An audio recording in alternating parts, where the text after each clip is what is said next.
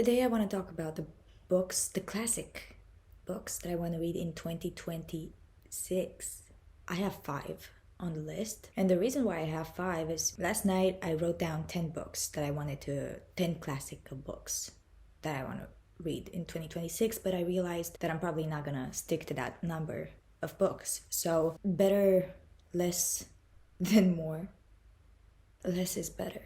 First, I'm gonna read you the initial list that I made last night. The first one is Pride and Prejudice by Jane Austen. I just bought a copy of this about a week ago.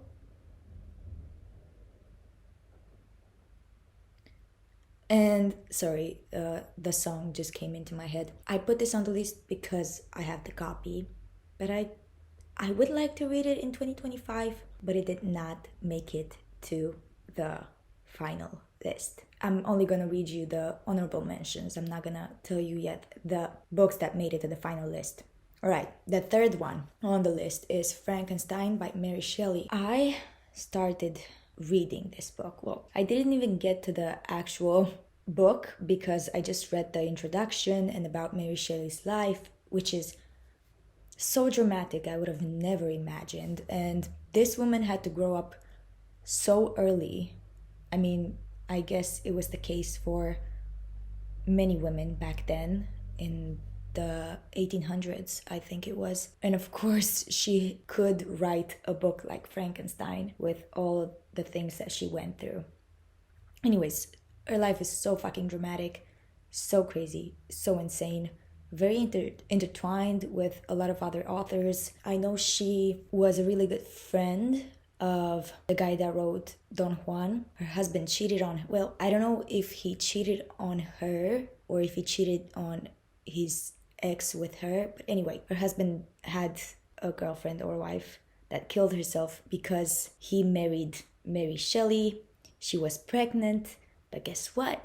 She was pregnant with this guy, and he left her pregnant while she was still with Mary Shelley. From what I've read, I don't know if I made the right connections or what, but what else do I remember?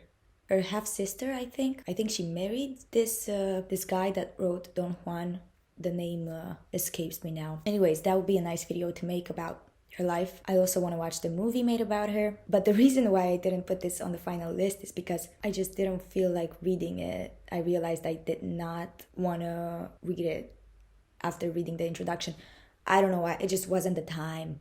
I think it's an amazing book. It might be, I never read it, but I just didn't put it on the list. I don't know why, don't ask. I should have, but I wanted to stick to 5 books on the list. The fourth one that I put down here. Ooh, you can see me. Hi! The Count of Monte Cristo by Alexandre Dumas. This book has a premise that feels so like what I would love to read. But just because of the fact that it's over 1,000 pages long, it's so intimidating for me this year. Alexandre Dumas wrote The Nutcracker, which I loved. That story shaped my childhood. Well, that's a really strong word for it, but I adored it nevertheless because of Barbie and the Nutcracker. I love the soundtrack on it. I love Tchaikovsky. Of course, this has nothing to do with Alexandre Dumas per se, but I mean, it was based on his story. And then I read the book and I enjoyed it very much. He's not completely unknown to me. From what I know about this book, it's basically about this guy that gets imprisoned, but wrongfully so because he's innocent, and then he tries to take revenge. That sounds badass. A little bit of Shawshank Redemption plus the revenge part. The next book that didn't make it on the list, Winter of Our Discontent by John Steinbeck. I love John Steinbeck. I just finished reading The Pearl. I adored it. It was a fine, fast read. Last year I read The Grapes of Wrath. 2 years before that I read East of Eden. 4 years before that I read Of Mice and Men. This year I also read Travels with Charlie. I love the guy, and I'm sure I'm gonna read Winter of Our Discontent this year. Oh, I also read Tortilla Flat and something else. I can't remember what. Anyways, Winter of Our Discontent is probably going to be one of the books that I read this year, but I didn't put it on the list because, I don't know, it just feels like it's not challenging enough. Anyways, the next one is anything from E.M. Forster. I read a couple of years ago The Machine Stops, which was fucking amazing. And then I bought 2 books from him. Wait. After The Machine Stops, I bought Where Angels Fear to Tread, which is a novel. And then from the same collection, I bought aspects of the novel, which I think he writes about writing in this book. They're beautiful. They're gorgeous. They're amazing. They are prepossessed. They're magnificent. I tried to read this one years ago. It did not entice me. I thought about reading them this year. Probably I'm gonna get to aspects of the novel. But again, it doesn't feel that challenging to me, so it didn't make it to the final list. Alright, these were the honorable mentions. Now, here's the list of the books that I desperately want to read this year.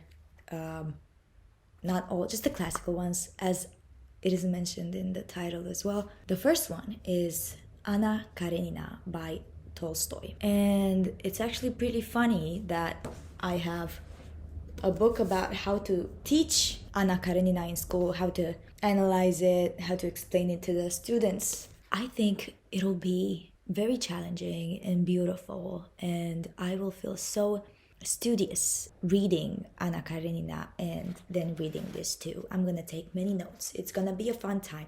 The next book is The Brothers Karamazov by Dostoevsky, which I have this one. Oh my god, I have to go get it again. I don't know why I don't prepare my books beforehand, but it's actually not The Brothers Karamazov, it's the Karamazov brothers. I think I was a little misled by my native language because for us it's frații, which means brothers Karamazov. So it's a different way to place the words. I tried reading this years and years ago and I got to page 40. I tried keeping a journal about it, trying to keep up. I knew that there were many characters and I was just trying to keep up with them and remember them. I even took some notes on it, but I was not dedicated enough. 2026 is the year 2026 is the year I'm gonna read this book. The third book is The Master and Margarita by Mikhail Bulgakov. Up until this point, only Russian authors. Who would have guessed? I do have a copy in Romanian of this book. It's at my parents' house. I paid $1 for it while working at a used bookstore. I used my discount. I don't want to read it in Romanian. I want to read it in English. I'm very interested and curious. This is the word that I was looking for. Curious to see what it's about. Well, I know kind of what it's about. I'm not gonna say it because is it? I don't know. Is it about a... See, I don't know anything. What I do know is that I want to read it in 2026 and that I want to take many notes and write about it and really immerse myself. Next book is The Sirens of Titan. Or is it The Sirens or is it Sirens of Titan? This is the copy that I want to buy. My boyfriend loves the cover. I love the cover. I read Slaughterhouse 5, I think last year. 2 years ago, I read Slaughterhouse 5 and I forgot essentially everything about it. And I wish that I would have paid more attention to that book. I think Kurt Vonnegut is really funny. I think he doesn't take himself too seriously. I think I'm gonna love this book. I don't know what happens in it. My boyfriend told me about it months ago and I'm not good at remembering premises. But anyways, I do know that I'm gonna enjoy it. In Slaughterhouse 5, there was time travel. There was a lot of... I don't remember. I just remember time travel and war.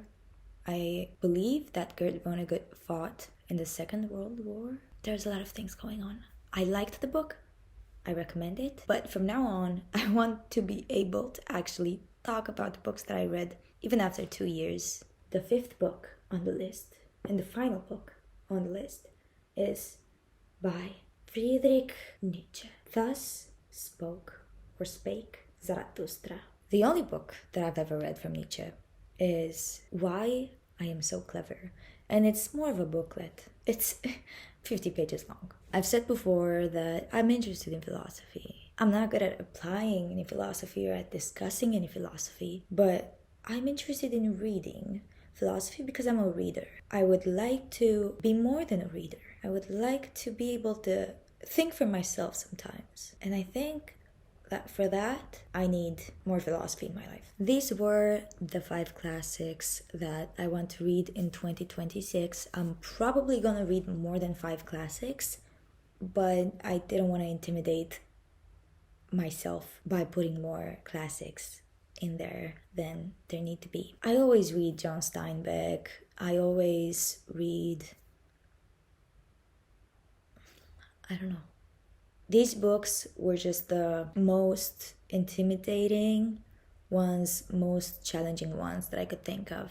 There's also Crime and Punishment, but I don't think so. I don't think that I'm gonna read that this year. Probably gonna change my mind, probably not. We'll see. Thank you for watching. I'll see you when I see you.